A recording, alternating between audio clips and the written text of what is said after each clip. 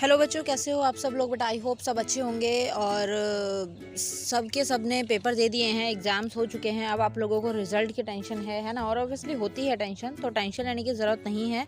ठीक है, रिज़ल्ट आप लोगों का जून में आ ही जाएगा, जैसा कि आप सब लोगों को पता ही है। और चेकिंग हो रखी है स्टार्ट, तो जल्द ही चेकिंग ख़त्म हो जाएगी। 20 तारीख तक डेट है कि चेकिंग ख़त्म हो जाए, लेकिन 20-25 तक मान लीजिए कि रिज़ल्ट मतलब आप लोगों का जो चेकिंग है वो ख़त्म होगी और 20-25 तक नेक्स्ट मंथ में ही रिजल्ट आएगा। ठीक है, अभी कई बच्चे जो हैं ये पूछ रहे हैं कि मैम 20 मई को पेपर जो है चेकिंग ख़त्म हो जाती है, तो इतनी लेट रिजल्ट क्यों आता है। तो बच्चे देखो, आपकी चेकिंग हो जाती है, उसके बाद और आगे की बोर्ड की प्रोसेसेस होती हैं।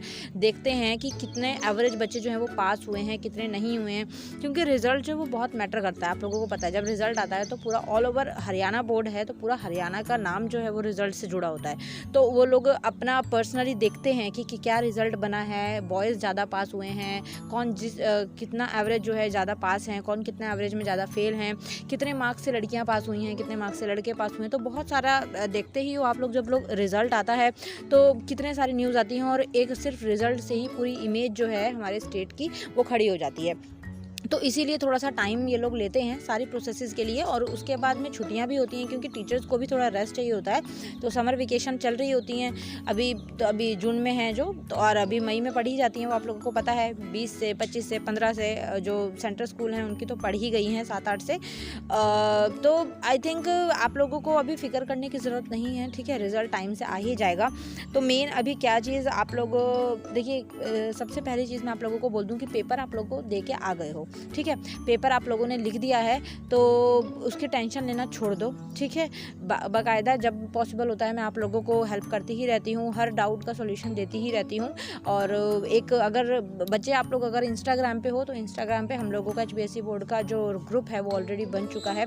ठीक है, तो आपको डिस्क्रिप्शन में मेरी ID मिल जाएगी, आप वहाँ से मुझे रिक्वेस्ट सेंड करेंगे तो अपना नेम लिख के विद नेम हेलो मैम करके आप मैसेज कर देंगे, तो मुझे पता लग जाएगा। तो आप मुझे बोल दीजिएगा कि ग्रुप में ज्वाइन होना है, क्योंकि बहुत सारी रिक्वेस्ट हैं इंस्टाग्राम में, तो इसलिए मैं कंफ्यूज हूँ। इससे पहले आप लोग क्लियर कर दीजिएगा, तो मैं आपको वहाँ पर ऐड कर दूँगी। ठीक है, तो बहुत सारी चीज़ें होती हैं, आप लोग ध्यान रखिएगा इन चीज़ों का। और देखिए, लाइफ में ना हर टाइप के लोग आपको मिलेंगे, लेकिन देखना आपको है कि आप किस तरह से अपनी लाइफ को आगे लेकर जा रहे हो। उनके चक्कर में रहोगे तो लाइफ ख़राब है।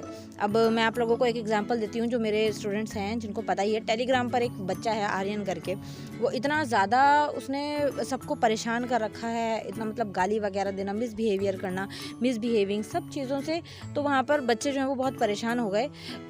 मुझे एक चीज़ समझ नहीं आती है कि पेरेंट्स आप लोगों को क्या सिखा रहे हैं। ये सारी चीज़ें, ये सारी हरकतें करने से आप लोग अपनी बेइज्जती नहीं करवाते हो, आप लोग अपने पेरेंट्स की बेइज्जती करवाते हो, कि उन्होंने कुछ सिखाया ही नहीं है। सबसे पहला आप ये चीज़ ध्यान रखें, जब भी आप कुछ गलत करोगे ना, चाहे आप लड़का हो चाहे आप लड़की हो, जब भी आप कुछ गलत करोगे पहली उंगली जो है वो आपके पेरेंट्स पर उठती है कि क्या सिखाया था इनके माँ बाप ने।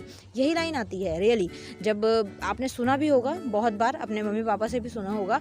तो बहुत बार जो है ऐसी चीज़ों का सामना करना पड़ता है।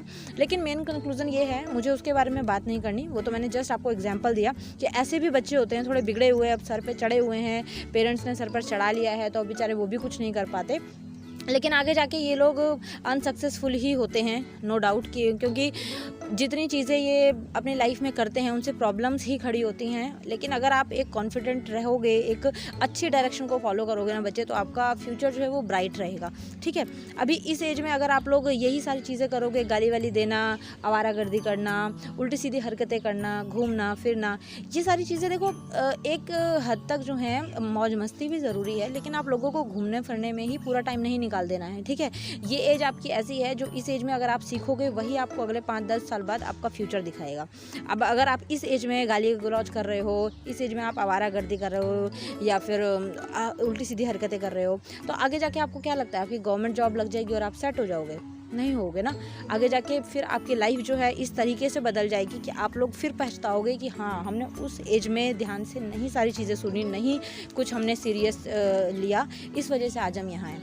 तो टेंशन हम लोगों को होती है, बड़ों को होती है। अब बच्चों का कुछ नहीं है, वो लोग तो जैसे हैं वैसे ही रहते हैं, उनको फ़र्क नहीं पड़ता इस एज में। लेकिन हम लोगों को आपका फ्यूचर जो है बहुत आगे का दिख जाता है ना। तो चलिए छोड़िए, मेन कंक्लूजन कि टेंशन लेने की ज़रूरत नहीं है, ठीक है बेटा। रिज़ल्ट आ जाएगा और आएगा ही, सबका अच्छा आएगा, बेस्ट आएगा, ठीक है। इंस्टाग्राम पर आप लोग मुझे रिक्वेस्ट भेज दीजिएगा, मैं आपको ग्रुप में ऐड कर लूँगी। बाकी जो डाउट हो, जो ना समझ आए, वो आप मुझसे वहाँ भी पूछ सकते हैं, ठीक है बेटा। चलिए मिलते हैं नेक्स्ट वीडियो में। Thank you so much for watching, bye bye.